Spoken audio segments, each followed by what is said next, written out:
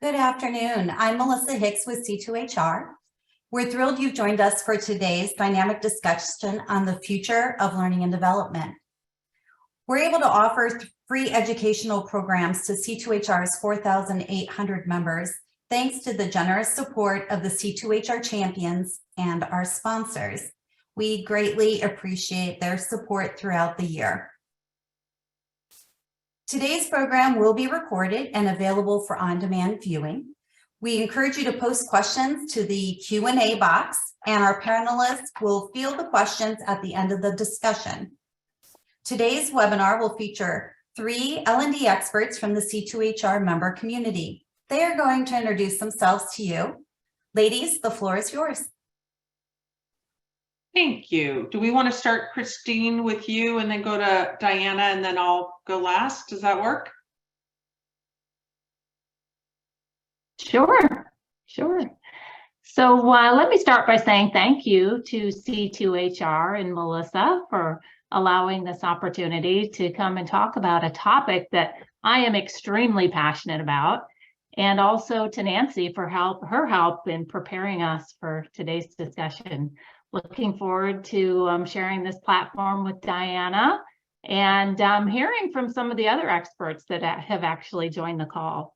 So I'm Christine Simmons. I work for a company called WOW, also known as Wide Open West.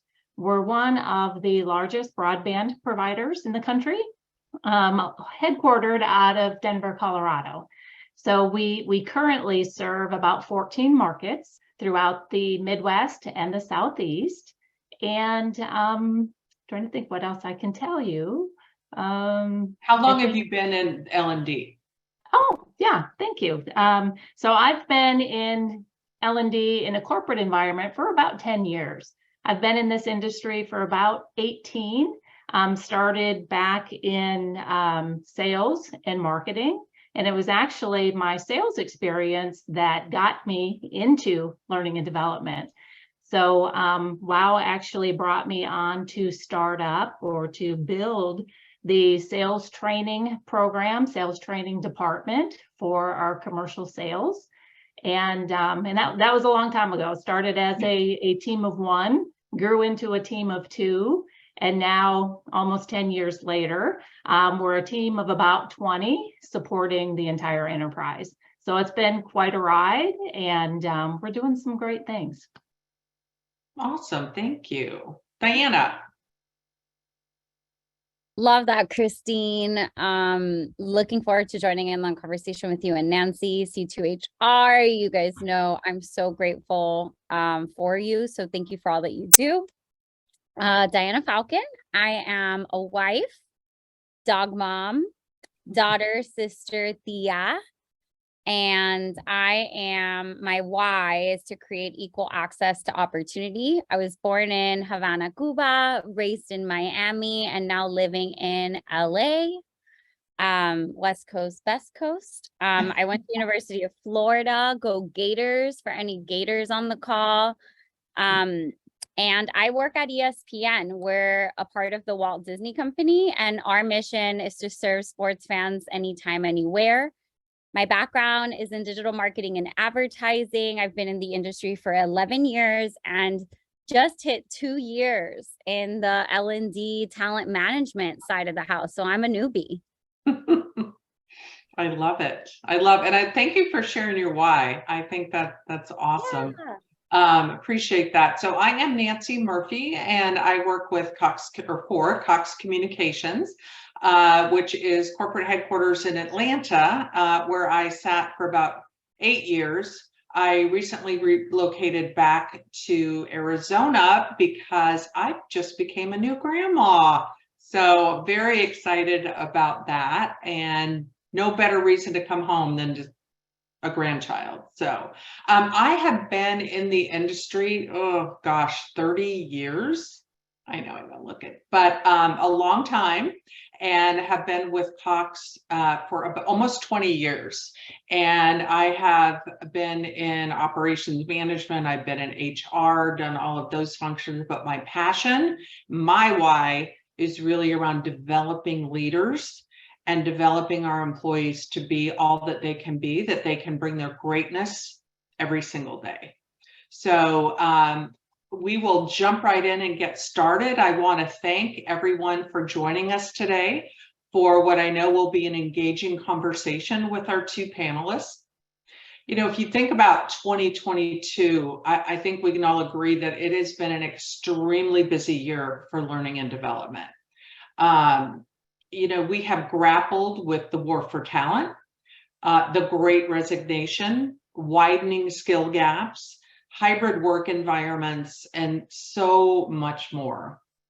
And increasingly, business leaders are looking to us and leaning on learning and development for support in facing these essential challenges. We have proved to be an indispensable asset over these last 3 years, helping navigate multi-year changes that took place over a matter of months, which was kind of unheard of if you think about it, all while keeping our employees engaged and motivated as they worked from afar. If organizations want to engage its employees, then the culture needs to support their professional growth. And that's what we're here to talk about today. Career development is the glue that binds the two together, which is why I'm so excited to have these two ladies with us to share some of the things that they have done in their companies around career development, employee engagement, employee experience, etc. So we're going to start, I believe, with Christine. And I do want to mention, Christine did not mention this because she's far too humble, but I will. She is the 2022 C2HR Aspiring HR Leader Award recipient. So congratulations, Christine.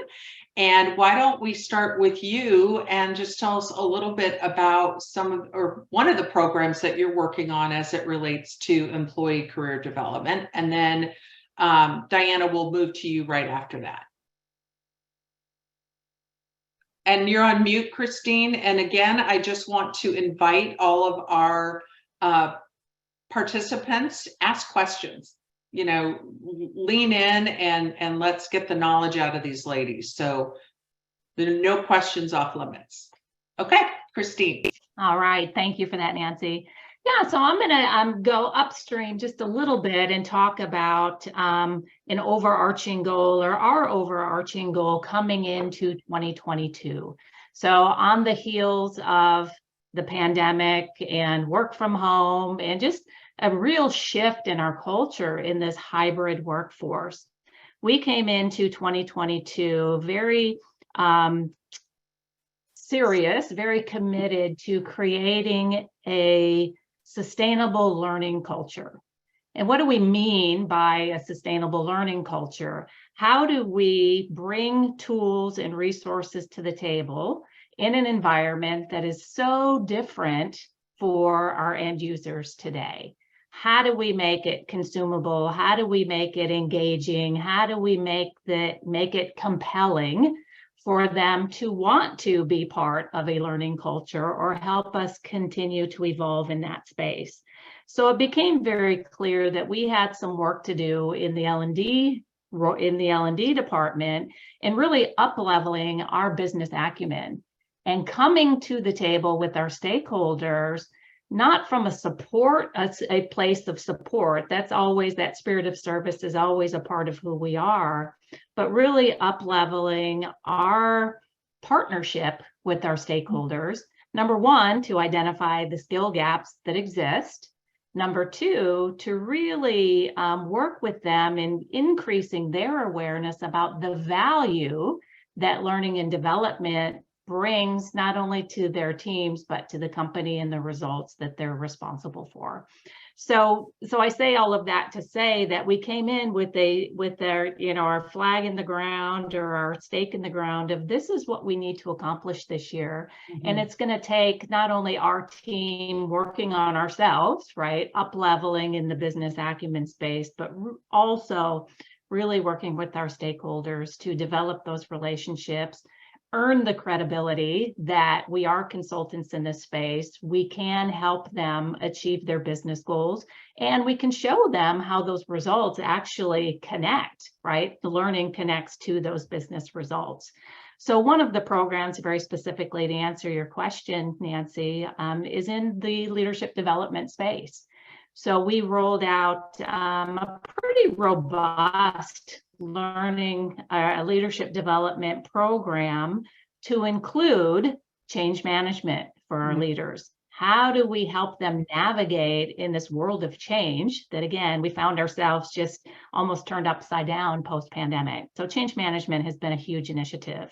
Another initiative is operating with agility. You know, as companies are learning to do more with less, we're having to become very agile in how we work, not only within our teams, but cross-functionally.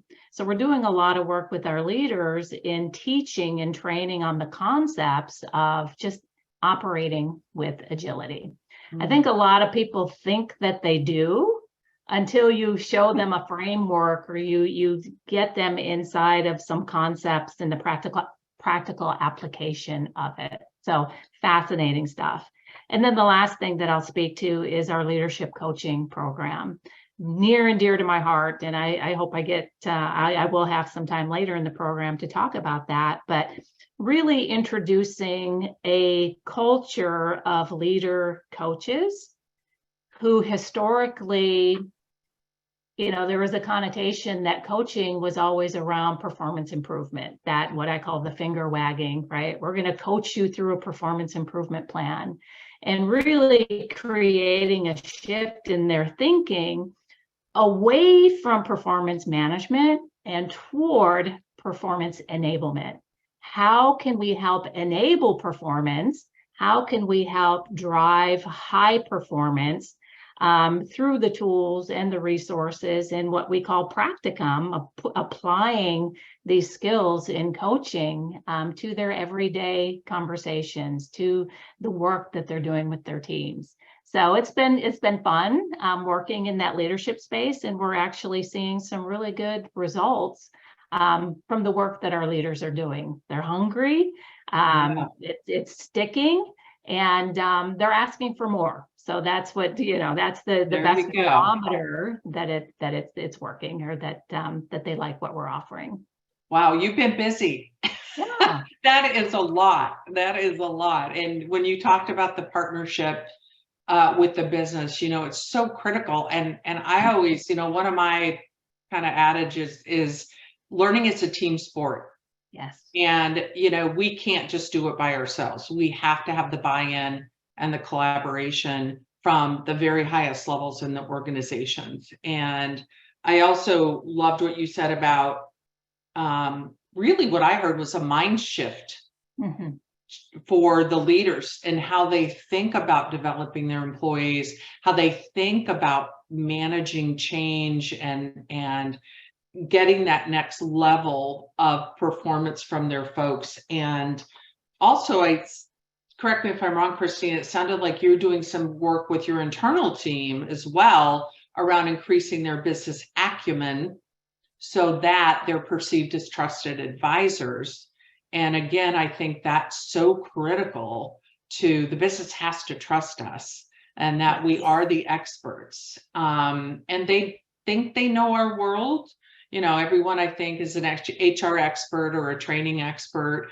And yet there's so much behind the scenes that they don't see, that sometimes I don't think we toot our own horn enough. So good for you for, you know, kind of keeping them educated, shall we say. Yeah. So, thank you. So again, feel free, folks, to ask any questions that you have. We're going to move to Dayana, and I also want to mention, because she didn't, that Dayana and her team are the recipient of the C2HR 2022 Employee Engagement Award. So Dayana, congratulations for that. And your team has done some amazing things around employee engagement, employee experience. So feel free to share with us whatever you'd like around one of your programs that you all are working on. Yeah, well, muchas gracias. It was such a huge honor, and a medal of pride that we wear for, you know,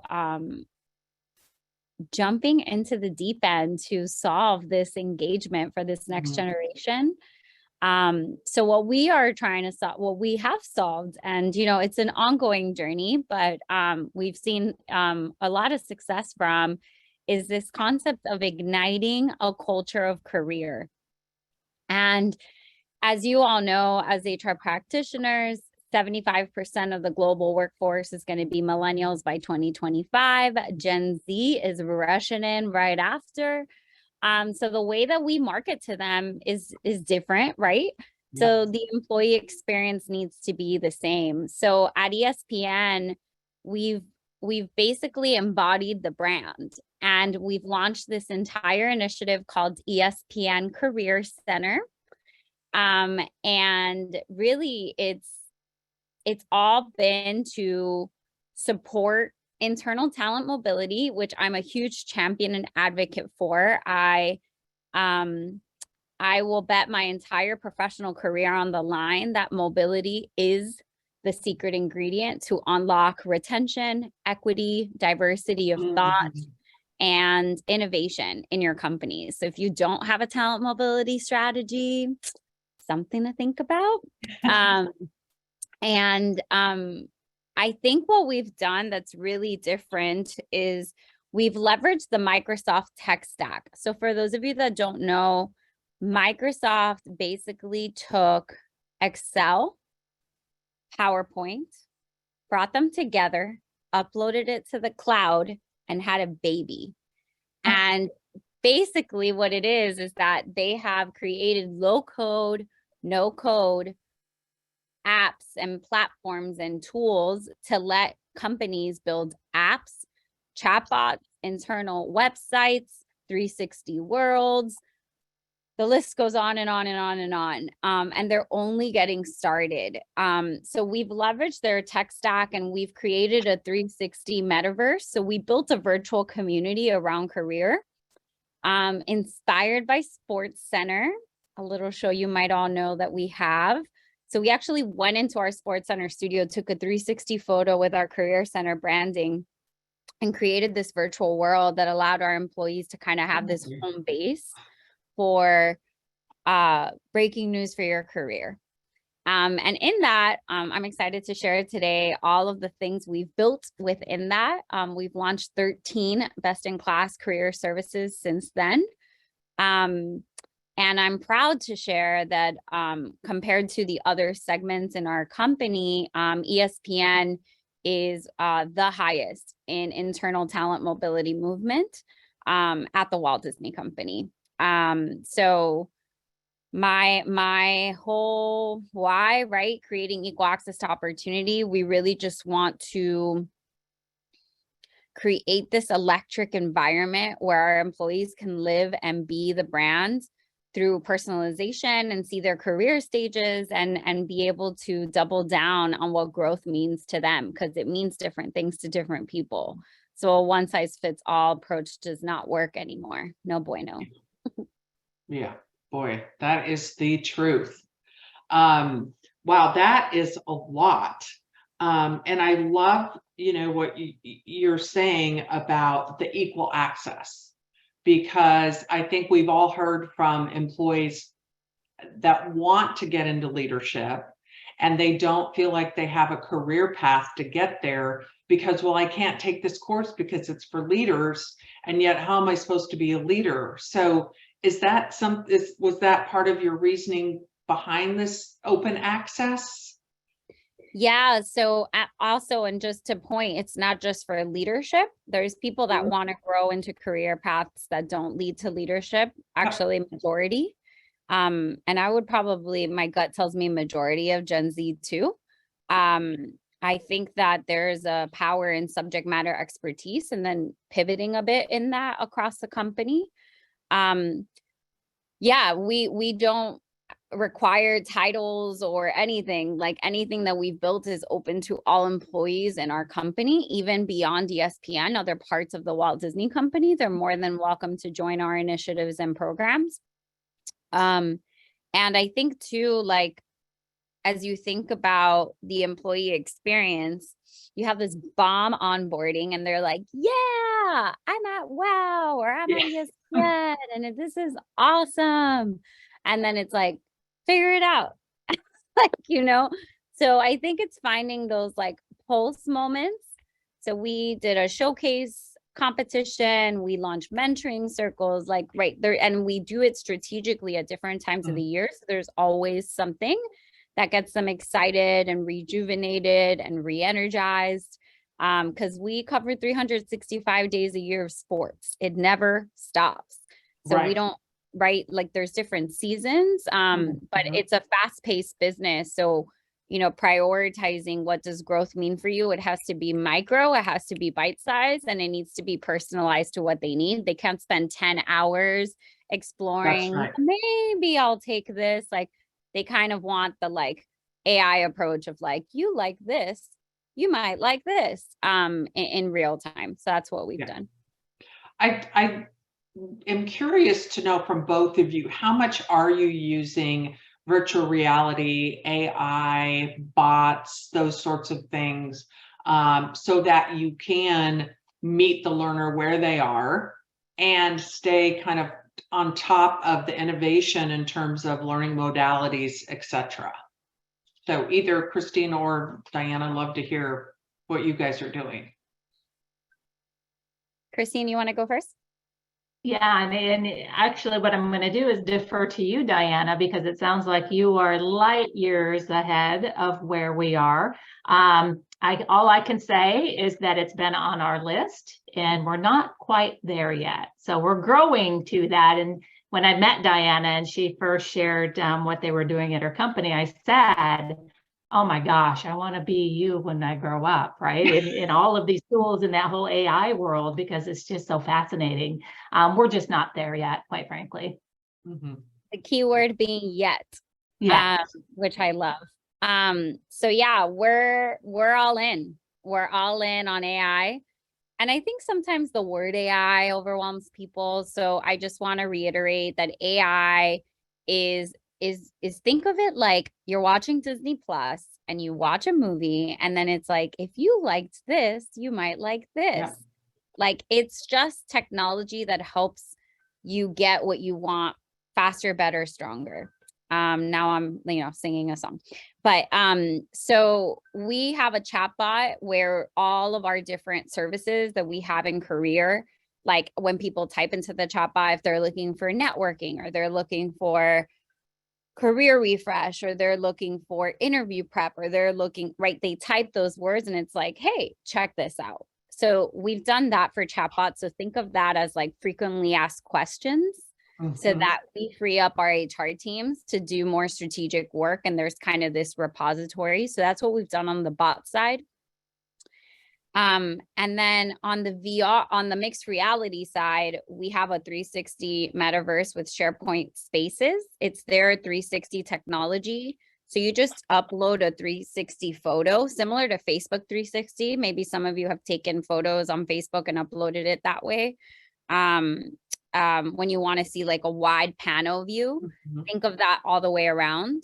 So we've done SharePoint 365. And then for VR, what's cool about Microsoft's tech is that they connect to VR in the 360 world. So I just bought a Meta Quest 2 Oculus headsets, and you put in the phone and you can kind of go and play and click into the different worlds.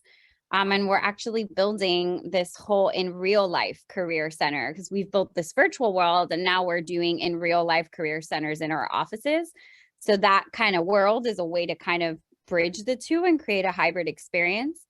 On my wish list, what I'm attempting to do this year is that I want to create a VR job shadow experience where you can step in and be a Sports Center producer, where you can step in and be a first take camera operator, where you can step in and be a college game day analyst.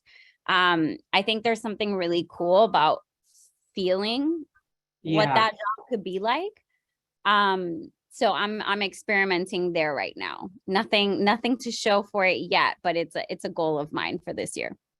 Yeah, we have dabbled in virtual reality, and some of our retail stores, we have done some active shooter and armed robbery kinds of things, safety related, Oh, wow. because to your point, it puts them in the situation, and the retention after that is they don't forget it because it's so real life. And I love about the kind of the job shadowing to see what a job could be.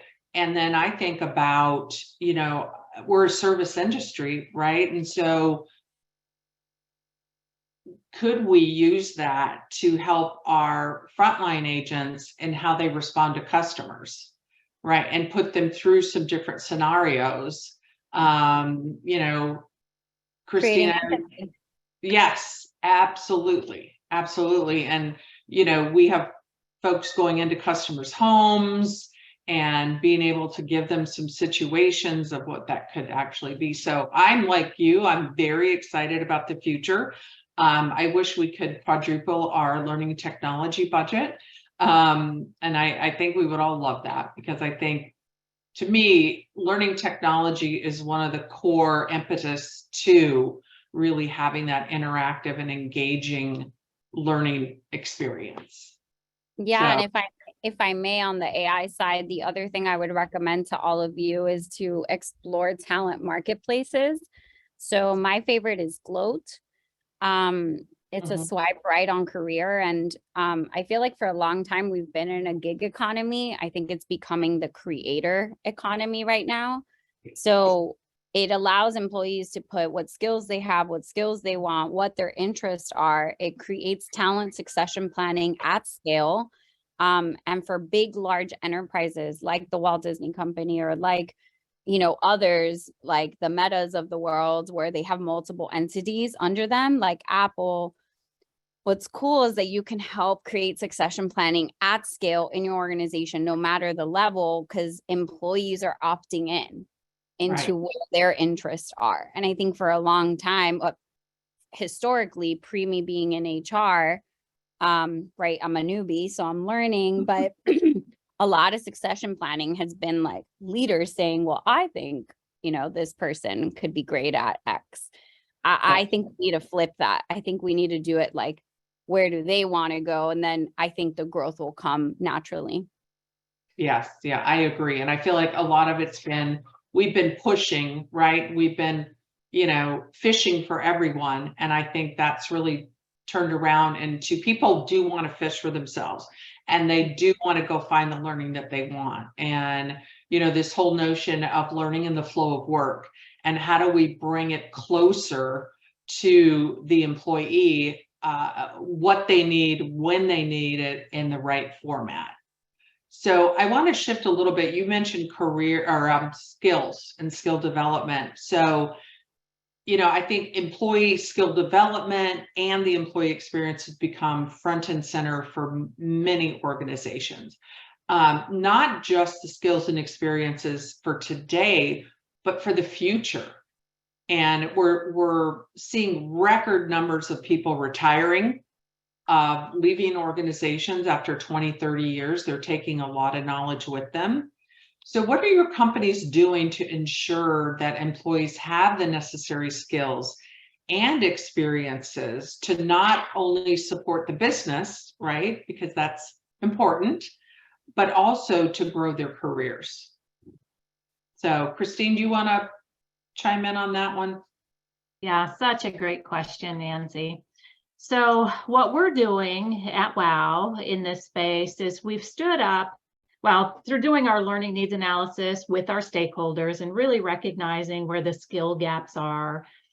Really, and I think you and I, Nancy, talked about this the other day, huge gap in this war on talent in the engineering IT space, right? And so we're doing a lot of work with our stakeholders to identify and define, number one, what are the skills required for each of the roles within your organization? And then we kind of do an ideal skill set or an ideal state. in an ideal world, or, based on what the learners would consider ideal, let's say we have someone sitting in the NOC that ideally one day would like to become an engineer 3 over in engineering department.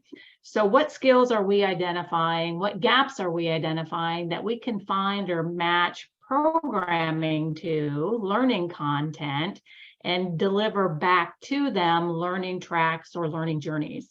So what we've done is we've stood up a learning council where we're bringing in stakeholders from multiple functional areas for the purpose of, number one, we need their input. They know the roles, they know the requirements better than anyone, but also to increase awareness cross-functionally of what's happening over here in the NOC as we're bringing in new hires. And, the NOC leader would like to have our NOC be kind of the engineering training ground or engineering school, if you will, bringing in fresh graduates from college to get their feet wet in technology and then create that career path for eventually being over here in an engineering role.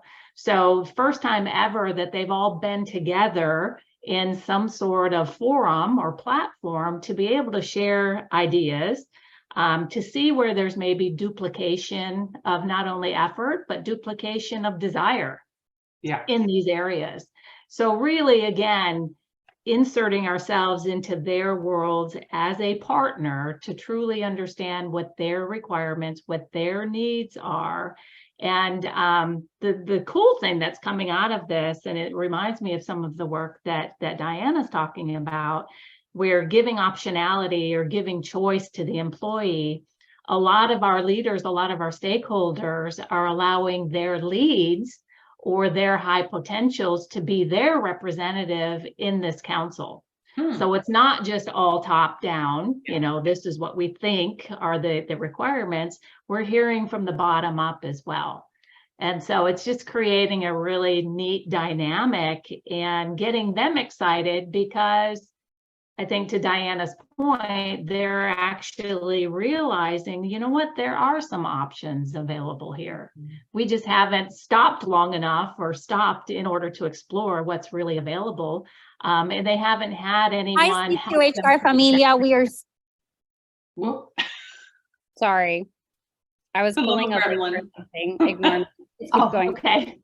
So anyway, that's all I'll say there. That's one of the big things that we're doing to ensure that they have the skills, is that we're again proactive approach with this learning council, and really doing a deep dive into not only today but the future, because technology continues to evolve, and how can we ensure that we're ready, but how can we ensure that we're getting them ready? Well, and that we're bringing it up to the business so they're starting to think about these future skills. And I think it's great that you have this cross-functional leadership council, or learning council, where they can hear across the board of what some of the needs are. Has it helped you also identify some commonality to say, three different departments have this skill gap or looking for this, so we don't have to reinvent it 3 times, we can build it once and perhaps use it across?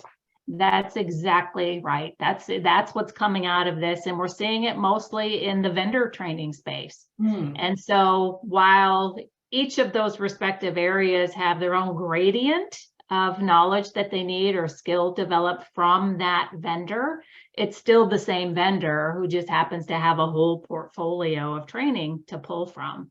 So yeah. Very great. Interesting. Thank you. So Dayana, how about your career center? Yeah. So, and again, apologies. I was trying to grab a link to the participants for what I was going to mention, and didn't realize there was audio in that. So Christine, I'm so sorry for the interruption. I just posted a link in the chat, but I don't think that, I think we might need the C2HR team to blast that.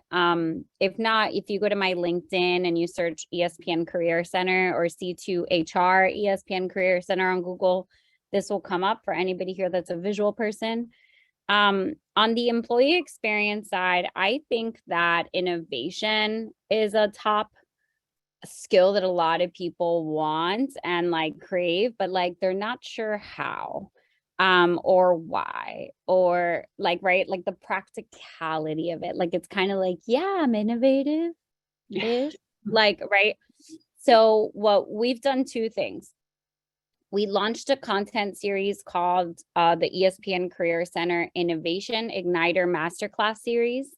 And I've produced a monthly episode celebrating best in class work in our company tied to our 4 company priorities. So that's audience expansion, direct to consumer, quality storytelling and programming, and innovation.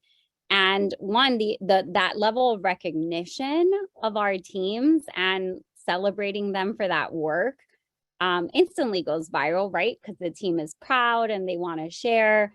But two, I just don't think the way things have been done to date of like job, family, equal skills, like it's so much bigger than that.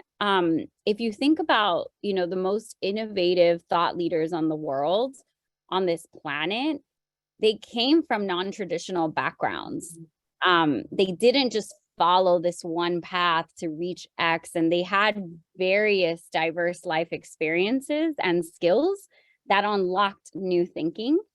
So again, we create all this, but we don't just recommend something to employee. We said, where do you want, what business priority are you inspired by? Do you want to create more types of sports fan audiences and reach different sports fans? Do you care about direct to consumer and streaming? Do you care about the story and the content? Do you care about new technology entering into all of that? Right. So we've done this masterclass series and that's gone viral internally. And the second thing we did is we hosted our own ESPYs and we called it the ESPN All-Star Talent Showcase Competition. And we did a gamified March Madness bracket, and we democratized voting, like the employees voted and we had judges, and then employees voted to pick the champion, where employees submitted their best in class work. Then they voted on the top 16 and they competed to top 8, top 4 champ. The champ was able to go to a 2-day VIP weekend to the US Masters, which is not something you could just buy. And we did custom trophies and jerseys like ESPN All-Star with 79, the year ESPN started. We've organized for them to speak at their alma maters, like the top 4 finalists, which has been a really special experience and leads into talent pipeline. And I like to say that it was a career pep rally. Like it was all of our employees on chat, cheering each other on, saying, we have a drone team, ? We did what we grew women's WNBA women's sport through an orange hoodie. What? We did an e-commerce play to grow women's sports, like, right. So we did these like, aha, did you knows? And then hooked people. And we brought our employees into the studio. And it's like they were on SportsCenter, right? Because it's an iconic studio, an iconic place. So like, it was incredible. And I think it helped people. It created new ways of teams collaborating because people didn't know this team existed or that they did Y. And they were like, wait, I actually want to ask you a couple more questions about how you did this, because the whole company is rallying around these 4 company priorities. So being inspired by your colleagues, kind of this peer-to-peer play.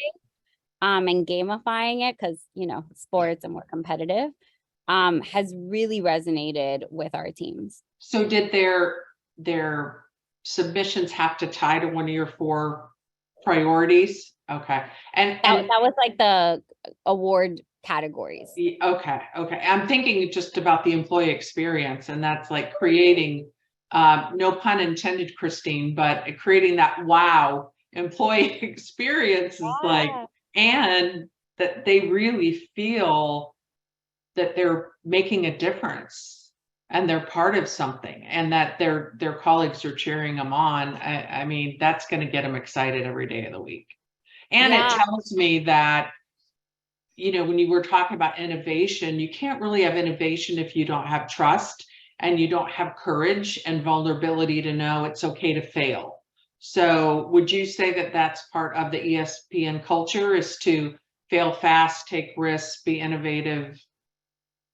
100%. And innovation, when you fail through innovation, it's actually celebrated, and we treat it as this is what we've learned. But I think too, what was incredibly magical is that for a long time, companies with year-end, like the leaders say, hey, this is what we're proud of. And like, this is what we did this year. And we flipped it. We asked the employees what they're proudest of. Yeah. And we had participation from all ESPN offices, from all of our Charlotte, Austin, New York, LA, Bristol. This year we're trying to go global with it. So we're trying to get our Mexico, London, Argentina, our Brazil teams involved. And this year we plan to do watch parties in our offices to kind of like have popcorn and just kind of create this like learning experience. And I think also like the experience for the top 16, I want to pause there for a second, because I'm really proud to say that the majority have gotten promotions, have gotten new opportunities, got incredible visibility and exposure. We did a LinkedIn post. Like, it's those little things that go a long way. That's right. For celebrating our people. So this year for the prize, we're thinking either women's sports or potentially Formula One, like ESPN owned tentpole events and tied to our company priorities. So I'm excited. February 23rd, 2023, ESPNers, you heard it here first. The next All-Star Talent Show. I love it. So creative. Just wow. I have something to aspire to for sure. So I want to be cognizant of the time. I do want to leave some time for questions. So I'm going to ask maybe one, maybe two more questions. Curious to hear from each of you, what has been the most impactful decisions you've made in your career, and how did it influence your trajectory for where you are now and where you want to go? You want to take that one, Dayana? You want to start? You're on mute. This is personally, right? Yes. So one of my mentors always said, raise your hand for the opportunity. So it's a mantra, that and my parents, si se puede. As a first gen Latina woman, not gonna lie, it's been a grind. But I think it was my pivot from sales to HR. I was an employee resource group leader, and I saw that a lot of women of color were leaving our company. And I was like, why? Where are you going? And they were just like, we want mobility. And it's like, we have walls up across the company. It's really hard. And I didn't wait for the job. I just started to do it. There you go. So I think, kind of seeing a potential business opportunity and just trying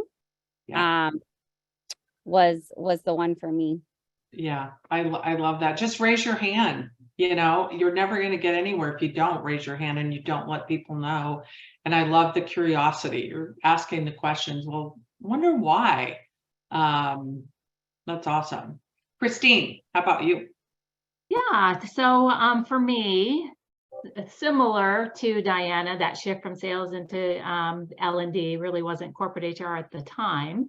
But more specifically, my decision to become a coach. And the reason that has been so impactful and impacted my trajectory is because when I coming out of sales, sales is such a head game. It's 95% mental, right? And I always, when I was in sales, always wish, I didn't know at the time, but in hindsight, looking back, I always wished that I could have an impact on the hearts and minds of salespeople through training, right? And coaching was actually the vehicle that allowed me to do that, to really work with people to tap into their brilliance and the genius and the answers that already exist within them, and show them, and you're also doing your own work as a coach, that we are the buffers or the barriers to success, we ourselves, right? So how do we get out of that that cycle of what I call us creating our own suffering, right? Because of how we're thinking. And so really that fundamental shift from a fixed mindset into a growth mindset has just revolutionized how we're teaching. My whole team are now very growth mindset people. And because of that, we're constantly, we're a force to reckon with. We are constantly innovating and coming up with new things and figuring out from the space of continuous improvement how we can become better in order to show up with more value to the business. So again, a long way around of saying that becoming a coach, just I call it the gift that keeps on giving. That's right. And the more that we give from this coach space, the more space that we give other people to operate in their own, again, realizing their own talent and their own power that they bring to the table. It's the gift that keeps on giving. It comes back 100-fold. I said to you the other day, Nancy, that, I operate, my mantra or my motto is give it away. Give it away. If you've got knowledge and you've got experiences and you've got tools, give it away, because what happens when you give it away is it comes back 100-fold in what you learn about other people and how they operate and their view of the world. And there's just so much value and so much power in that coaching space. And that, again, I mentioned it earlier, has created a seismic shift in our leaders in understanding that performance enablement is such I don't want to say easier path, but a path that brings so much more value to not only you as a leader, but to your team, to your direct reports, and then to the business as a whole. So. Yeah, I love that. Thank you both for sharing kind of your secret sauce and what you've learned. We do have, I think, a couple questions from our audience. So one is, you've talked about tailoring learning and development to appeal to a different age group. So Dayana, I'm thinking this might be for you. Have you seen that one generation of the workforce is embracing your L&D efforts more than others? It's a great question. They're all into it. I think the micro content approach and the gamification approach, and we've also done a lot of personalization. So we have 5 career players in Career Center. So the career starter or the career upskiller, shifter, returner, and accelerator. So we are talking to the entire audience. Definitely the 360 world is, the millennials are more into it, and Gen Z, but I think the boomers and others, when they see it, they're like, this is really cool. But then they're like, how do I do it? But then after they learn how to do it, which again, embracing that growth mindset, it's super fun. And I think embracing technology is essential for the future, because it helps us do things faster. Microsoft has this cool technology called Power Automate and Power BI. I use that all to automate everything that I do. So once I start a program, I never have to touch it again. It just runs. And same with Power BI for analytics. So I'm getting real-time analytics, and versus some report we did a year ago, seeing what the employees are engaging in now is important. So they're into it. Yeah. Well, I don't want to say it's the new shiny, but it's a different way that they have probably been exposed to. And so I'm sure they're very curious about it. Anything that's engaging some of your senses just beyond reading or listening to somebody on a virtual learning session is going to be more intriguing. But Right. think about it too, like nowadays we're consuming content in a multimedia fashion. It's the same thing. We're Yeah. just applying it to the employee experience Yeah. and learning. So it's kind of like the same way how people want to go to these immersive concerts, or, you know, we're just bringing that into the employee experience element. Well, and quite frankly, it's about time for corporate America to get with it, because this is the future.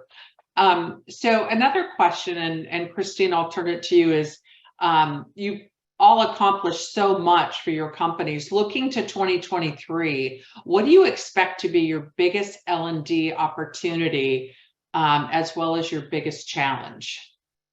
It's a good Gosh. question. Great. Yeah, very great question.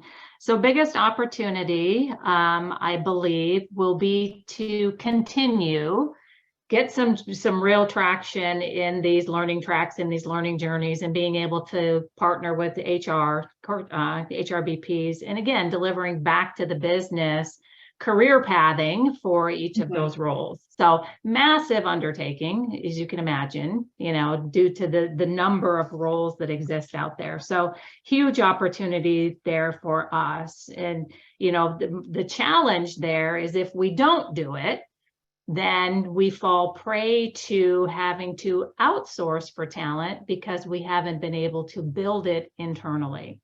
And so that's, you know, that's my biggest challenge, is for the, you know, at the rate of change, how can we stay ahead of it to ensure that we're building that talent internally and not having to outsource because we don't have the talent to get the results that the business needs. So yeah, it's a great opportunity, right? But at the same time, it's yeah, I mean, we'll see how it goes. Well, But it's definitely a marathon, not a sprint. definitely. Yeah. Yes. Yeah. Diana, how about for you? What do you expect to be your biggest opportunity and then your biggest challenge? Business opportunity is hybrid employee experiences, leveraging technology. So we're starting with the In Real Life Career Center and hope to grow from there, but kind of how to create community around career, human to human, not just human to leader. I think creating that on steroids is going to be essential for the growth of our business. And then the biggest challenge, I'm going to say, is my puppies agree. The biggest challenge is going to be to upskill the workforce to our Web3. For people that aren't in the know for Web3, and the skills that you need to build in Web3, I believe it's like what the internet was in 2000. Yeah. It's going to be that tenfold like yesterday. So I think getting people really comfortable in that is going to be a challenge. Yeah, I completely agree. And I think, boy, if you're not comfortable with change and you're not comfortable with kind of stretching out of what you know today and willing to take those risks, it's going to be challenging for employees and for leaders, quite frankly, because our industries are dynamic.